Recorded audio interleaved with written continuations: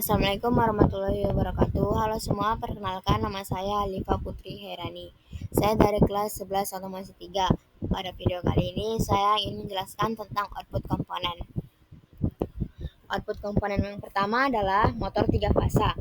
Motor 3 fasa adalah mesin listrik yang mengubah energi listrik menjadi energi mekanik dengan menggunakan 3 arus bolak-balik yang berbeda fase. Prinsip kerja motor 3 fasa didasarkan pada induksi elektromagnetik, di mana arus listrik 3 fasa yang mengalir melalui belitan stator menghasilkan medan magnet berputar atau medan putar. Medan putar ini menginduksi arus dan gaya pada rotor.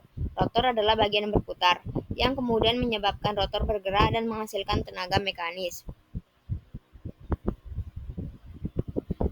Lalu ada bagian-bagian motor. Yang pertama adalah stator. Stator motor 3 fasa adalah bagian motor yang diam, yang statis, dan berfungsi menghasilkan medan magnet putar saat dialiri arus listrik 3 fasa. Lalu yang kedua ada rotor. Rotor dalam motor 3 fasa adalah bagian yang berputar dalam motor listrik 3 fasa yang mengubah energi listrik menjadi energi mekanik melalui interaksi dengan medan magnet yang dihasilkan oleh stator. Lalu yang ketiga ada penopang poros rotor agar bisa berputar dengan lancar dan meminimalkan gesekan. Lalu ada jenis-jenis motor 3 fasa. Motor 3 fasa memiliki dua jenis, yaitu jenis motor sinkron dan motor asinkron. Jenis motor sinkron adalah jenis motor yang memiliki kecepatan yang konstan, sedangkan motor asinkron adalah jenis motor yang kecepatan rotornya sedikit lebih lambat dari kecepatan sinkron. Kecepatannya berkurang seiring bertambahnya beban. Lalu, saya akan menjelaskan bagaimana cara membaca template dari motor 3 fasa. Nah, untuk membaca template motor 3 fasa, kita harus identifikasi setiap informasi, seperti daya, tegangan, arus, frekuensi, kecepatan, kelas isolasi, dan proteksi IP. Perhatikan juga simbol koneksi, seperti simbol segitiga atau simbol bintang, yang menunjukkan cara menghubungkan kabel ke terminal motor. Untuk dapat membaca template, kita harus tahu ragam informasi yang tertera pada tabel template. Nah, informasi tersebut antara lain adalah nomor model. Nomor model merupakan kode unik yang tertera di bagian atas atau tengah template. Nomor model menunjukkan spesifikasi dan fitur dari motor. Lalu yang kedua ada nomor seri. Nomor seri merupakan identifikasi unik dari motor. Nomor ini umumnya berada di bagian bawah template. Yang ketiga ada tegangan nominal. Ini merupakan tegangan AC nominal yang disarankan untuk operasi motor listrik. Satuan untuk mengukur tegangan nominal ini adalah volt. Lalu yang keempat ada frekuensi nominal. Ini merupakan frekuensi AC nominal yang disarankan untuk operasi motor listrik. Satuan untuk mengukur frekuensi nominal adalah Hertz atau Hz. Lalu yang kelima ada daya nominal. Ini merupakan daya nominal yang diberikan oleh motor. Satuannya dalam kilowatt atau kW. Lalu ada tipe rotor.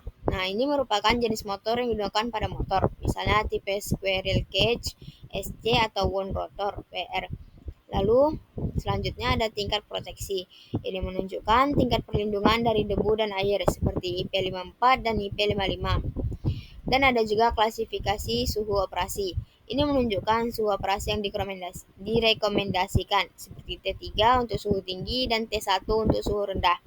Yang terakhir ada polaritas. Ini menunjukkan polaritas untuk masing-masing fasa dalam 3 sistem 3 fasa seperti U2, V2, dan W2. Selain itu, kita juga harus tahu simbol-simbol yang ada di dalam template. Saya akan memberitahukan simbol-simbolnya. Yang pertama ada HP atau KW. Nah, HP merupakan kependekan dari horsepower atau daya kuda, sementara KW merupakan kependekan dari kilowatt. Keduanya merupakan adalah satuan untuk mengukur jumlah daya yang dibutuhkan untuk menghidupkan motor. Lalu ada V. Ini adalah akronim dari voltage, satuan untuk menyatakan tegangan masukan. Yang ketiga ada Hz. Hz adalah singkatan dari Hertz, satuan untuk menyatakan frekuensi AC. Dan yang keempat ada A. Nah, ini adalah kependekan dari ampere, satuan untuk menyatakan arus. Selanjutnya ada RPM. RPM adalah kependekan dari rotasi per menit. Itu adalah satuan untuk menyatakan putaran motor. Lalu ada simbol seperti persen. Ini adalah persentase untuk menyatakan efisiensi. Dan kg itu adalah satuan untuk menyatakan berat. lambang bintang dan segitiga. Lambang ini menunjukkan jenis rangkaian motor yang digunakan. Simbol segitiga untuk rangkaian delta atau segitiga dan simbol Y untuk rangkaian star atau bintang. Selanjutnya adalah penyambungan kumparan. Penyambungan kumparan motor 3 fasa melibatkan dua konfigurasi utama, yaitu bintang atau star dan segitiga atau delta. Pada sambungan bintang, ujung-ujung kumparan U2, V2, dan W2 dihubungkan secara bersamaan untuk membentuk titik netral. Sementara pada sambungan segitiga, ujung kumparan fasa pertama dihubungkan ke pangkal fasa kedua, ujung fasa kedua ke pangkal fasa ketiga, dan ujung fasa ketiga ke pangkal fasa pertama. Metode penyambungan yang digunakan bergantung pada tegangan yang tersedia dan seringkali menggunakan teknik bintang segitiga atau star delta untuk mengurangi arus saat start. Lalu ada juga standar label terminal. Nah, standar label terminal motor 3 fasa umumnya mengikuti penomoran L1, L2, dan L3. Untuk 3 fasa input yang terhubung ke 6 terminal di dalam kotak terminal motor. Terminal ini digunakan untuk konfigurasi pengkabelan seperti star atau delta yang mempengaruhi arah putaran dan kecepatan motor. Yang pertama ada terminal input fasa. Terminal L1, L2, dan L3 menerima suplai dari 3 fasa dari sumber listrik. Kabel-kabel ini terhubung ke terminal L1, L2, dan L3 pada motor. Yang kedua ada terminal pengkabelan. Motor 3 fasa memiliki 6 terminal di kotak terminalnya. Terminal-terminal ini digunakan untuk membuat koneksi star atau delta yang dapat diubah untuk mengatur arah putaran dari torsi motor. Lalu yang ketiga ada penyesuaian arah putaran. Arah putaran motor 3 fasa dapat diubah dengan menukar 2 dari 3 fasa input. Misalnya menukar L1 dan L2 sambil membiarkan L3 tetap pada posisinya. Nah, ini akan membalik arah putaran motor.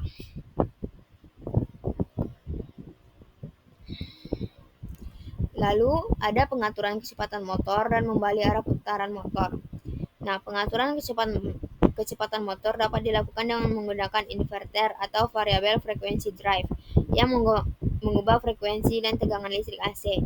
Sementara pembalikan arah putaran motor 3 fasa dilakukan dengan menukar 2 dari 3 kabel fasa inputnya. Dan untuk motor 1 fasa atau DC dilakukan dengan mengubah sambungan pada gulungan, baik utama atau bantu atau jangkar atau medan. Pengaturan kecepatan. Inverter ini adalah metode paling umum untuk motor AC. Inverter mengubah tegangan dan frekuensi AC menjadi DC, lalu mengubahnya kembali menjadi AC dengan frekuensi yang dapat diatur. Dengan mengubah frekuensi, kecepatan putaran motor dapat dikendalikan. Lalu membalik arah putaran. Cara termudah adalah dengan menukar posisi 2 dari 3 kabel fase inputnya. Misalnya, jika awalnya RST menjadi STR, arah putaran akan berbalik. Ini bisa dilakukan menggunakan 2 kontaktor dalam rangkaian forward reverse. Lalu ini adalah simbol dari motor 3 fasa. Bentuknya seperti ini. Selanjutnya, kita akan masuk ke output komponen yang kedua, yaitu kontaktor. Kontaktor adalah saklar yang dikontrol secara elektrik dan digunakan untuk menyambungkan atau memutus sirkuit listrik berdaya tinggi, seperti motor listrik, lampu, atau pemanas. Cara kerjanya mengandalkan prinsip induksi elektromagnetik, di mana aliran arus listrik ke kumparan koil menghasilkan medan magnet yang menggerakkan kontak mekanis untuk membuka atau menutup sirkuit. Fungsi utamanya adalah mengontrol sirkuit listrik. Kontaktor digunakan untuk menghidupkan dan mematikan peralatan listrik seperti motor listrik, sistem pencahayaan, dan pemanas industri secara otomatis atau manual. Lalu yang kedua ada pengendalian beban listrik besar. Kontaktor dirancang untuk menangani beban listrik yang besar yang tidak bisa ditangani oleh saklar biasa. Dengan kemampuan ini, kontaktor banyak digunakan pada aplikasi industri yang membutuhkan daya tinggi. Lalu ada bagian-bagian kontaktor. Nah, yang dari gambar bisa kita lihat itu ada kontak utama, kontak bantu NO13 dan 14, koil A1, kontak bantu NC21 dan 22, koil A2 dan kontak utama. Nah, kumparan atau koil itu adalah bagian elektromagnetik yang menarik kontak utama. Lalu kontak utama dan kontak bantu ini berfungsi untuk mengalirkan dan mengontrol daya listrik. Lalu ada arc suppression, sistem yang mencegah percikan api saat kontak terbuka atau tertutup. Selanjutnya, saya akan menjelaskan fungsi kontak utama dan kontak bantu. Kontak utama itu berfungsi untuk menghantarkan arus listrik utama ke beban. Kontak ini terdiri dari kontak masuk (input) dan kontak keluar (output). Lalu untuk kontak bantu ini digunakan untuk mengontrol atau memberikan sinyal pada rangkaian kontrol. Ada dua jenis kontak bantu, yaitu kontak bantu NO dan kontak bantu NC. Nah, ini adalah simbol dari kontaktor. Selanjutnya saya akan lanjut ke komponen output yang terakhir, yaitu adalah thermal overload relay. Nah, ini adalah komponen pengaman pada sistem kelistrikan yang melindungi motor listrik dari kerusakan akibat beban berlebih atau arus berlebih. Fungsi kontak utama pada thermal overload relay ini adalah sebagai pengaman untuk melindungi motor listrik dari kerusakan akibat beban atau arus yang berlebih. Sedangkan fungsi kontak bantunya itu sebagai saklar untuk mengontrol rangkaian lain berdasarkan status tor. Nah, untuk mengetahui setting arus overloadnya itu, yang pertama kita lakukan adalah kita harus menemukan arus nominal motornya. Lalu kita hitung pengaturannya, dan yang terakhir kita sesuaikan tornya. Nah, ini adalah bagian-bagian dari tor. Bagian yang menjulang tinggi 3 di atas itu adalah terminal utama. Lalu ada tombol reset, tombol stop, kontak bantu NC, terminal utama bawah, tombol test strip, pengatur nilai arus, dan kontak bantu NO.